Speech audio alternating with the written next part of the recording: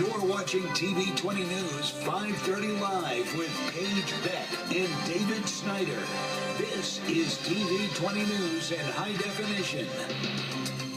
Welcome back.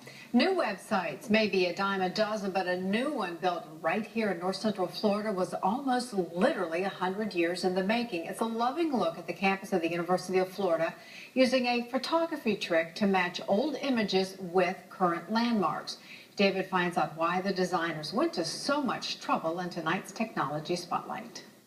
Thanks, Paige. Here with me tonight is Pam Marlin, a longtime employee at UF in the physics department who created that webpage called UF Then and Now. Pam, where'd you get the idea to do something like this? Well, I had seen the idea represented on several websites, and always being a lover of history, I just thought it would be a great opportunity to learn about the history of the University of Florida. How much experience do you have in photography? None, really. Or web design? Well, I do some websites, so I do amateur, as you say. Well, how did you do this? How did you do some of these pictures? Well, we have a Canon Rebel, and we just basically held up the photo in the spot of the historic spot and then took it in the same spot with the building or whatever behind it. So. Well, let's look at some of the images that you told me that you liked the most. Okay. And the first one was Sled Hall, right? That you liked. Right. Tell us a little about this picture. Well, Sled Hall was the most difficult because if you notice with the old photo, there's many angles to line up. And then something that's changed a lot about the university is the landscaping. We were actually in the bushes, and we couldn't really change our position much. And another thing that I really love about the photo is the trunk delivery window. Sometimes people walk by that every day, and they don't realize that that is a real historic window, and people really did drop off their trunks there.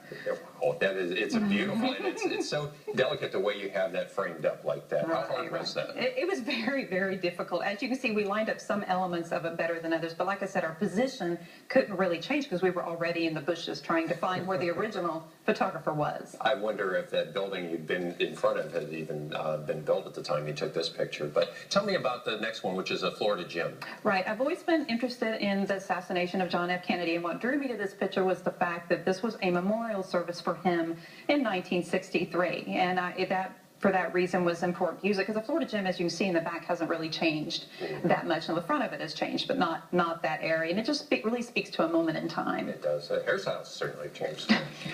The last one that we had a close-up of was the Smathers Library. This is a neat picture. Right. This had really started out as my favorite. This is the last picture that we had taken. I did it after work one day. I wanted to take this before we posted it, and I love the car. I love the people in the car, and it just really speaks to the time period. And where did you find these photos, the original archive photos? Right. It was University of Florida Digital Collections. They have a great library. They have a great search function. You type in University Auditorium, Stadium, whatever. A series of photos will prop up. Do you consider this a work in progress? Is there more to come, or do you like this as, hey, this is your Hall of Fame, you've done it? You've done it. Well, I'd like to build out on this a little bit more. I think the university, the library, wants to adopt some of these pictures for their website, and that's what I'm willing to do. I wouldn't mind seeing it as a print publication, as a calendar or something because it was a lot of work, and it's a little harder than it looks. What has been the response? I've noticed on your website there's a place for people to leave a little feedback. Right. The response has been overwhelming. My original goal was to talk, for the students to learn about the university, and their comments were, wow, I walk in amongst all this history every day. I didn't realize it. But more than that, it's been about the alumni and the stories that they have left about their experiences there and what they did.